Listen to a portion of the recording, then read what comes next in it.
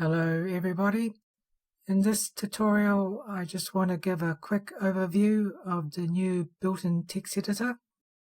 Now in a previous video I showed how to set up an external text editor, and you can continue to use your preferred text editor as before.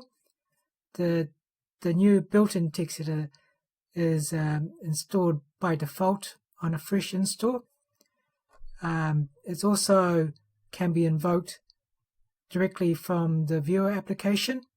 So if I just find a document to view, this one, and by pressing Alt E, I invoke the edit mode, and you've got the basic navigation keys: up, down, control left, and control right.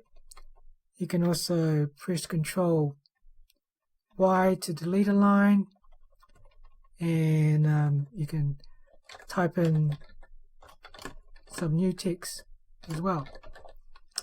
And you may have noticed that when you start editing, you get a little star or asterisk next to the file name, and I'll do that again so that you can see.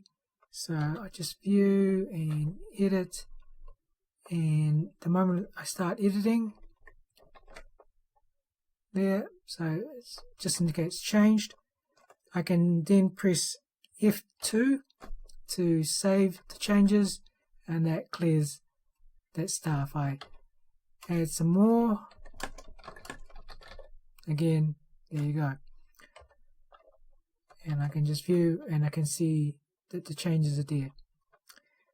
To get a list of the editor commands, you can press F1 to bring up the help, and then just search for text editor, and this basically just lists the commands you can use.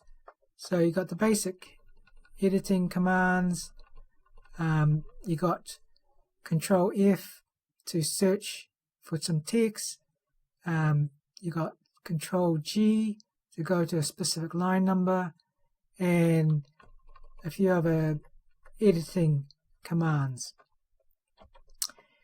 Now the inbuilt text editor is actually implemented as a mode to the viewer application, and you can actually invoke it directly by launching the viewer application, just using the edit parameter and then the name of the file that you want to do, and there you go. So again, in the edit mode, and you may notice that the colors are all different, and this is just the standard default colors.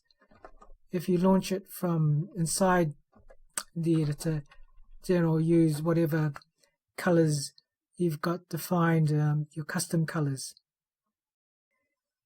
So yeah, that's about it. Just a quick overview of the new inbuilt text editor.